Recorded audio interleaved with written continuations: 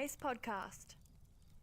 What's up, everybody? Once again, and as always, thank you so much for joining us for another episode of Irrational Fears. I am your co-host, Anthony Luciano, and we are going to get right into the Nosleep team's round 13 winner, The Story of an Asshole. So let's go ahead and get started so we can find out together what scares you. A human embryo doesn't start out with an asshole. The area that later becomes the asshole is just a patch of virginal skin, a blank slate.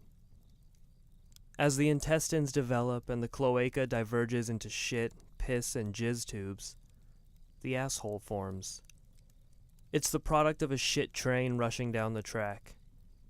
So was I. I could have made different choices, sure. We can talk for hours about Aristotle's tabula rasa and how I'm a co-product of the environment in which I was raised and my own interpretations and associations of life events. We could, but let's not.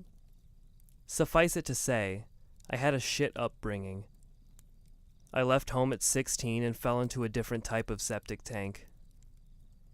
When I got clean, I tried to bring some hell to the system.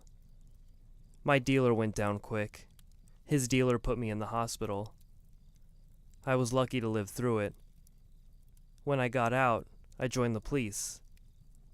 It doesn't take as long as it should have for me to go from beat cop to vice detective because they needed bodies on the job. Being a vice dick was a quick way to jump over to the murder beat, as a corpse. I didn't take shit from the dealers, shot callers, hard players, or any other riffraff. I gave it. I was an asshole, and that's what assholes do best. I made more arrests in 6 months than the entire unit had in the past 2 years. Then a public scandal got me fired for abuse and assault. Now I drink from the bottom shelf, smoke unfiltered, fuck from the unfortunate side of the beauty scale, and sell my services to whoever needs them. Sometimes I out a slumlord to the city. Sometimes I shake people down for bookies who want to keep their hands clean. I've always been an asshole. So when a young Dominican girl found me in Hanny's pub, I told her I couldn't help. "But my tia needs help. At least come see her before you say no. I'll pay for your tab and get us a taxi." I shook my head. "Look, you need a shrink to fix her, or a priest. You don't need a drunk ex-cop in a cheap suit." "Please," she begged, resting a hand on my arm. I agreed, more out of a desire to continue staring into the depths of her cleavage than to help. She had told me her aunt was possessed by a demon. I didn't know what the fuck she thought I could do. Write a ticket for illegal search and epileptic seizure? Too bad they made me give up my ticket book along with my badge. As I walked from the taxi to the door of the apartment building where the Dominican girl lived with the aunt, I couldn't help but think I was in some bad, urban remake of The Exorcist. The movie poster would show me standing under a broken street light in front of a housing project that had recently been tagged. Pop Marks read the graffiti, a shitty little crown over the name. The Dominican girl, in shorts so short and a shirt so tight it might immediately give the movie an R rating, stood next to me. An ethnically diverse supporting cast lined the bottom of the poster, each wearing their baseball cap askew in some way. "The Exorcist, fam." Straight up. The girl's aunt was older than I expected, or maybe she just looked older. I could see the girl's curvy frame probably came from the aunt's side of the family, though. On the aunt, it hung in loose, wrinkled flabs covered by a large floral-printed blue dress. Her long, curvy black hair was streaked with gray and plastered to her sweaty face. She was still. Quiet. I stared at her stomach, waiting for it to move with an inhalation that never came. "Jesus," I mumbled, trying to think of a way to tell the girl her aunt was dead. The aunt sat up like she was propelled by hydraulics. She didn't look like she could do a sit-up, much less snap herself to attention like the most disciplined of soldiers. "Fuck Jesus," she yelled in a harsh, gravelly voice. Bring me Coral Roscoe. I tried to curse out my surprise. A blue streak always seemed to do the trick. My jaw simply hung slack. I looked at the Dominican girl. That's you, right? Coral Roscoe? She asked. I nodded. Now you see why I needed you instead of a priest. Why is she asking for me? The girl glared at me with a look I could only interpret as fear mixed with confusion. I don't know. She shook her head. She just kept asking for you. She didn't say much else. Please, you have to help her. From the aunt came a long, raspy laugh. I saw the girl jump, and then she turned to head for the door. I grabbed her arm and yanked her back to my side. I got in her face. Looking back now, I was probably rougher with her than I should have been, but I was afraid, and fear makes you react in extreme ways sometimes. You're staying here with me. This entire time, I had my brain on keeping the girl in the room with me, not thinking to keep an eye on the aunt. That was a mistake. I turned back to the aunt, preparing to get to the bottom of why she wanted me, but I was instead surprised by her rotting face only a few inches away from mine. How? I jumped backwards, knocking into the girl. I hadn't heard her get up, and I certainly hadn't heard her walk toward me. The aunt laughed that horrible laugh again. Her breath smelled like a mixture of stale booze and rotting flesh. I held in a gag. Coral Roscoe, she hissed. I knew you would come. Who are you? How do you know me? I held an expressionless face, a skill I had learned from dealing with too many people who used intimidation as a tool to get what they wanted. I didn't want that thing to know I was afraid. I'd allowed the woman to get far closer than I was comfortable with. After reasoning through several polite ways to get the fuck out of there, the solution dawned on me. A right cross to the temple had the lady on the floor. Her niece didn't appreciate my particular finesse and screamed. Hey, what the fuck, Coral? She ran to her aunt's aid. I brought you here to help her, not kill her. She'll be fine. If you want my help, then you'd better start explaining exactly what the fuck is going on here. Otherwise, I'm going back to the bar. Coral Roscoe. The woman picked herself up off the floor. The Bokor has seen all. Your fate is already sealed. The woman's eyes had glazed over. Even as she watched me, never blinking, I could see that she wasn't really there. Her head was probably still spinning from the blow. You better keep that bitch away from me or I will knock her the fuck out, I scolded the younger, but never took my eyes off the other. She must have taken me seriously because she pulled her aunt back to an old wooden rocking chair.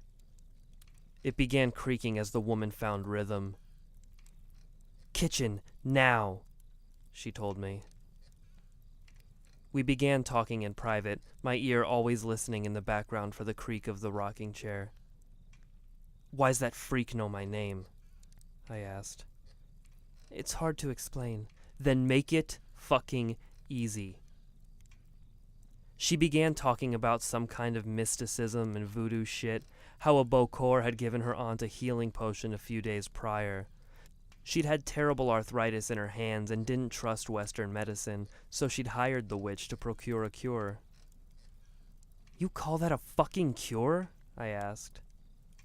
Of course not. Something went terribly wrong. She's been saying your name over and over again ever since. I thought I needed to bring you to help her. Don't you have an idea why some voodoo fuckboy would make an old woman ask for you like this? I was trying to think of a way I could leave without helping but still get into her panties when I noticed that the creaking in the other room had stopped. I think we both realized it at the same time. The girl stopped talking, opened her mouth, closed it again. I looked away. The kitchen door seemed too close. She told me she would check on her aunt. Maybe she just fell asleep, the girl murmured to herself. I stood as she left, not wanting to be caught by surprise. Seconds passed. I heard the girl step over to the chair, 5 quick paces. Tia? Silence. Tia, what are you doing? The chair creaked once, twice. Maybe from her shaking her Tia. A low, crooning sound came under the door. She entered the kitchen. I think you should come see her.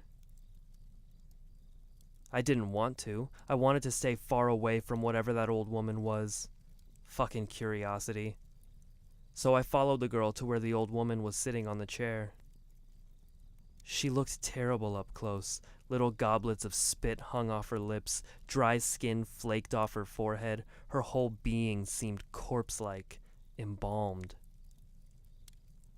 You know the Bokor. What? She seemed calmer, still crazy, but a controlled crazy. The Bokor, see, he told me. He told. Her eyelids fluttered like she was fading off to sleep. Told you what? She glared at me, looked about ready to start clawing at me again. You know! He said you know him, said you know everything you done, and you don't feel guilty. These last words were spat out mockingly, accusingly. The girl looked at me. Guilty of what? She asked. I don't know. Fuck, there's a lot that I should feel bad about. The old woman started crooning again, a wheezing hum of dissonant notes. I racked my brain. I'd never been an angel, but I never thought I'd done anything to piss off some voodoo asshat. I left. The girl was tending to her aunt, who had calmed considerably, but I was still wired.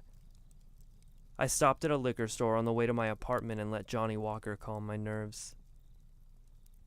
I spent the next several hours at home trying to find a way out of the mess I was in, trying to figure out what the mess was exactly.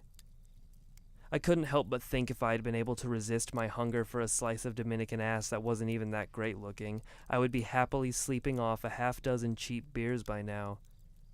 Instead, my life was on the line. Maybe that was my main drive here. I thought back to the horrible things I had done in my life. Yeah, drugs were bad, but who hasn't dabbled on occasion? Sex? Yeah, same deal. Who hasn't, right? Unless you're some kind of monk or nun taking a vow of celibacy. Definitely not a vow I'd ever taken. I thought back to my first time when I was 14. Some older girl, a senior my freshman year who had been eyeing me for a while. And I was primed and ready, desperate, aching for a touch only she could give me. I banged her in a mass media class darkroom. Typical. Just my luck, my first time was in a light-proof room. Too bad it wasn't soundproof. We got caught right at the end as she screamed with pleasure and both got suspended for 3 days for screwing on school property. I was such a dirty dog. After that, I never talked to her again. Love 'em and leave 'em. That's me. But still, that didn't warrant the predicament I was in now. In fact, I could think of nothing I had done terrible enough for this. Slapped around some dealers for information, nothing terrible. It even saved them from lockup.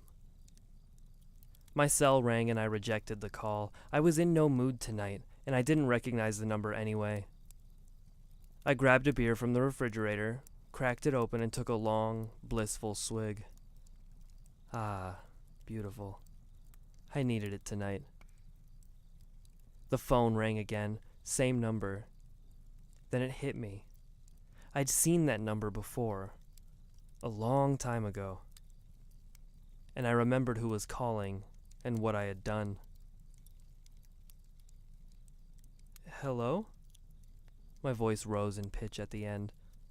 I'll say it was a question, but it's more that I was a pussy. On the other end of the line was an old friend.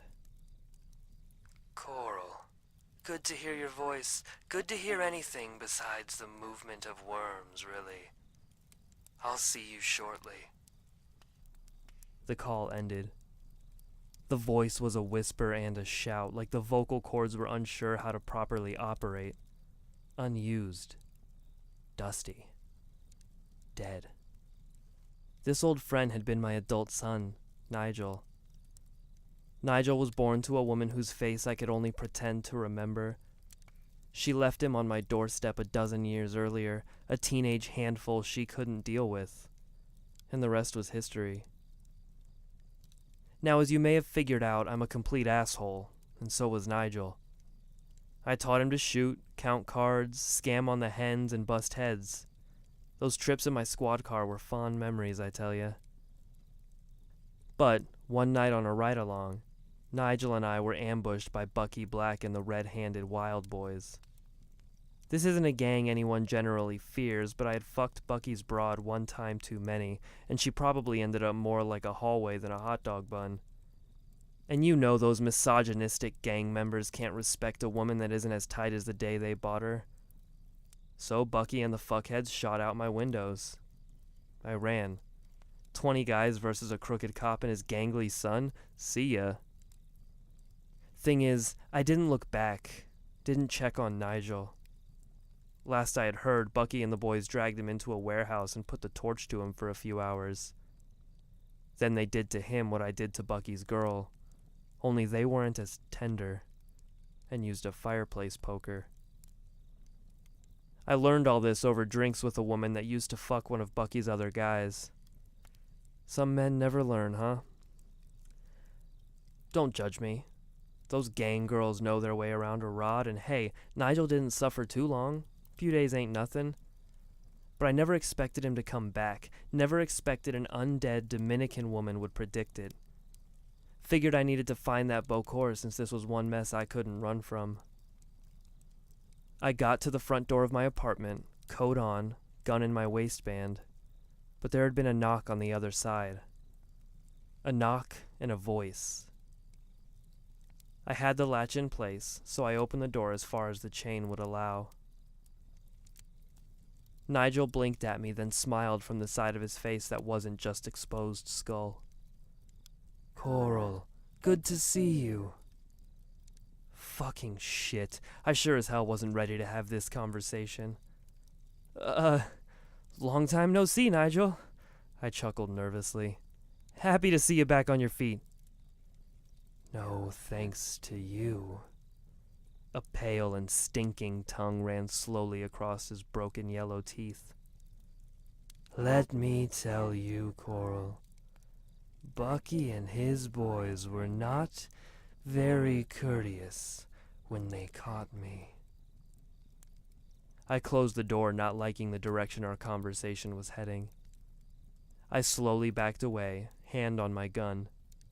My mind ran through various escape scenarios. I had picked this place because there was more than one way to get out. What can I say? I got a lot of enemies. Look, kid, you had a good run, I said loudly, hoping to distract Nigel from my goal. Most people like us don't make it to 26.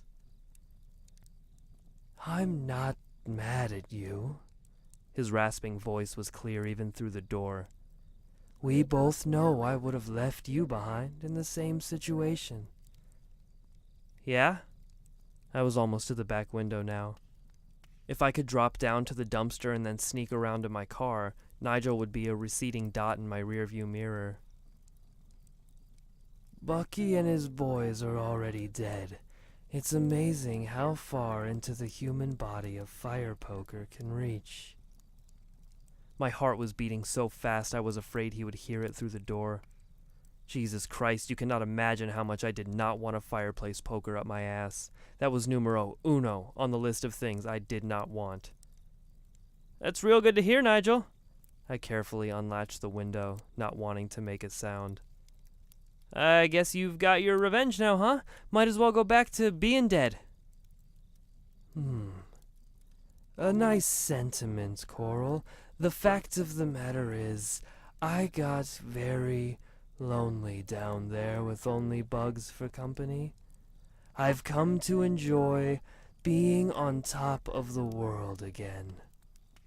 I paused with my body halfway through the window. Maybe this thing could end on peace-like terms. If I could avoid falling into a dumpster, that would be really great in general. Well, that's just fine and dandy. I won't get in your way, Nigel. Stay alive as long as you want, for all I care. There was a long silence, and then the apartment door began to strain inward. There was a great pressure bearing down on the wood, as if the fucking Incredible Hulk himself was pushing from the other side. I could hear the cheap materials splintering already. I'm so glad to hear you say that, Coral. His voice was getting louder and seemed to be coming from many directions now. Thing is, I need regular treatments to keep from falling apart and sinking back into the ground. Bucky and the boys have supplied me up until now, but now it's your turn. I know that no one will miss you. I'll give you whatever money you need. I was at the pathetic begging stage of my plan now. You don't survive so long in the asshole business by having pride. Don't worry, Nigel. Daddy'll provide for you. I'm afraid this treatment comes in the form of a certain red fluid you might not want to part with. The door finally blew inward with a hollow boom. Wooden splinters rained down on me and I froze in terror. Nigel stood in the doorway, half of his face already dripping down onto the carpet. I could see a rotting heart beating through the broken ribs on his chest, angry and pulsating. He spoke again. In language you can better understand, Coral. Give me your fucking blood. I leapt out of the window, landing with a wet splat in the steaming dumpster. For a moment, I was drowning in the shitty slime of an entire apartment building's garbage. I could imagine the headline now, Local Dumbass Drowns in Dumpster. Who was I kidding? I'd probably be a few sentences at the end of the obits. I rolled out of the trash can, collapsing into the filthy alleyway. I could see Nigel standing at my apartment window, waving cheerfully. What a bastard world. One thing had become crystal fucking clear. I needed to meet with this Bokor if I was getting out of this mess alive. The Dominican girl was home with her aunt, who had fallen into a deep sleep after I left. She told me I could find the Bokor at the Haitian market that was, for whatever reason, located in Little Italy. The sun started to stain the inky black of the night sky like a grease stain removing opacity from a paper bag. I felt like an insect under glass. In the night, I could hide. Nigel or anyone else gunning for me would have a harder time. In daylight, I could be dead before I ever heard the shot or felt the blade that dropped me. I walked faster. Little Italy smelled like garlic and fresh baking bread. The restaurant owners were up already making fresh entrees for the breakfast crowd. The air in front of the Haitian shop smelled like verbena and patchouli. I was prepared to pound on the door of the darkened, convenience store-sized shop until someone woke up or the glass shattered. But the door opened as I touched it. Welcome, a heavy French accent called from somewhere in the back. Are you the Bokor? I asked. The Bokor is asleep, sir. Too early for Sammy. He might wake up for Coral Roscoe. You, Coral Roscoe? You? An old face finally popped up from behind a shelf where it had been taking inventory. The white mop of hair atop his head contrasted starkly with his dark face. Yep. You stay right there, the old man said, groaning to stand and then disappearing down a narrow staircase at the edge of the store. A few minutes later, a tall man emerged from the passage, stretching to his full height in the store. The shelves of rice and candies were almost too narrow for his broad frame. His face, not as dark as the shop owner's, was covered from the nose up by a wooden skull mask. Atop his head, he wore an old-fashioned top hat. He looked like Daniel Day-Lewis's character from Gangs of New York had decided to trick or treat. "Coral Roscoe," the man said, his words the sharp bite characteristic of the eastern U.S. "Douchebag in a hat," I said, miming his tone. He smiled.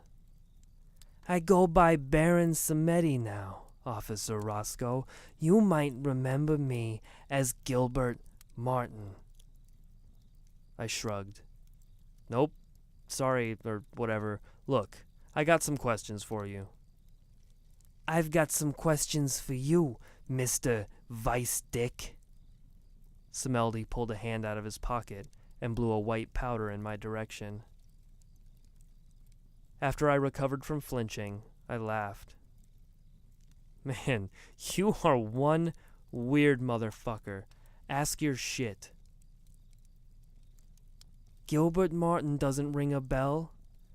Does Andre Martin?" I shook my head and opened my mouth to speak, but something clicked.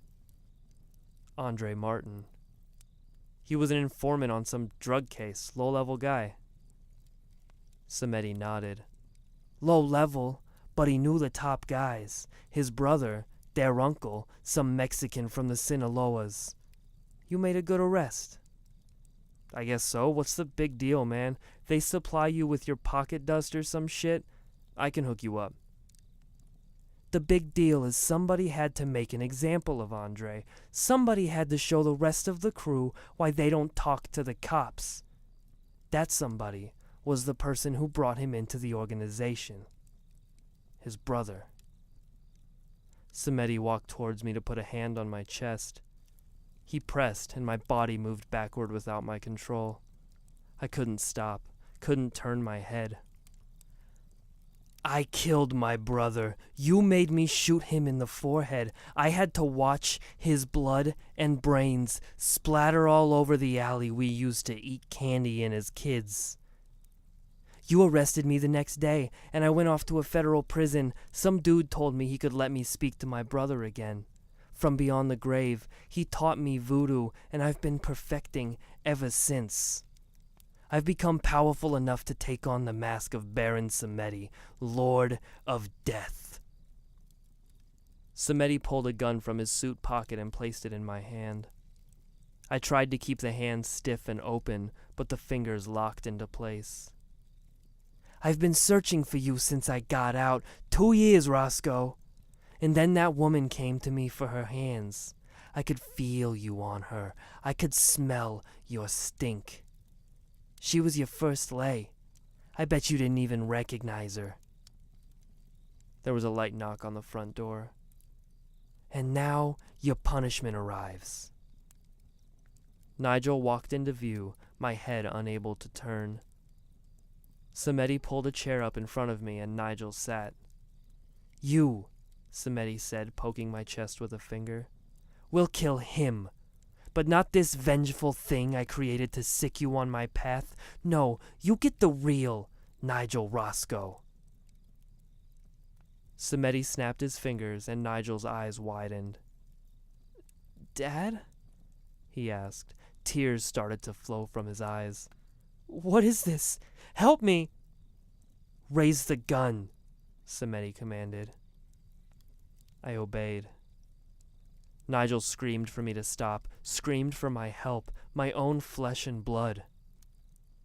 "Fire," said Samedi. I tore at myself physically with all the force I could muster. I shook with effort, but my finger tugged on the trigger. Nigel cried. Tears welled in my eyes, blocking my vision.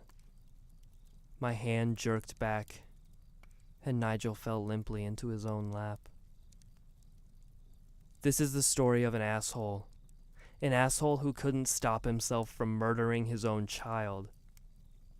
After the shot, I don't remember much from Samedi's shop. I woke up in my apartment a full day later.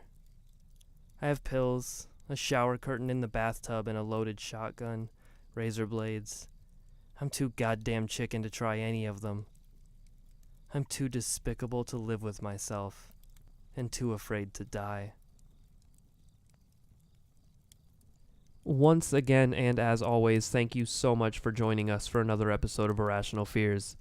I've been your co-host, Anthony Luciano, and if you'd like to find out more about the Irrational Fears podcast or the Irrational Fears project in general, you can check us out at our brand spanking new official website, irrationalfearsproject.com. You can listen to old episodes of the podcast. Everything is grouped together and in chronological order over there, finally. So you can listen to all the series in order, super easy. We've got a lot of exciting stuff coming to the website in the next couple of months, so be ready to look out for that. You can submit your stories and all that fun stuff, your stories and your fears for our What Scares Us episodes. If you go to the website as well, there's an entire submission page for that. I'm just kind of rambling because it's been so long, and I feel like I can talk to you guys and you'll really listen. Anyways, as always, if you like audiobooks and you want to check out Sailor's favorite book of all time, Ready Player One, which has a movie coming out soon. I haven't watched the trailer yet, but I've heard really good things. I guess it looks really good. That one is narrated by Will Wheaton over on Audible. You can go to audible.com/irrationalfears and you can get a free 30-day trial to listen to that book or over 180,000 different audiobooks. But I'm sure you guys are sick and tired of hearing that pitch, but the option's always there. We also have a Patreon with a lot of new and exciting deals. Not really deals, what the fuck? It's not deals. Like, buy two and get one free. There's a lot of patron-only bonuses over there that we've got now that we're super excited about. And we are back on schedule. Monday, Wednesday, Friday, you're going to get a new episode. So Mondays and Fridays will be narrations, and Wednesday is going to be kind of the wild card. So, like usual, if you are enjoying the show, please let us know over on iTunes. Let's leave us a review. Those always help. You can follow us on Twitter at what_scares_you and go like us over on Facebook as well. And that's all I got for you guys. So I will see you again on Wednesday. I can say that now. We'll see you next time so that we can find out together what scares you.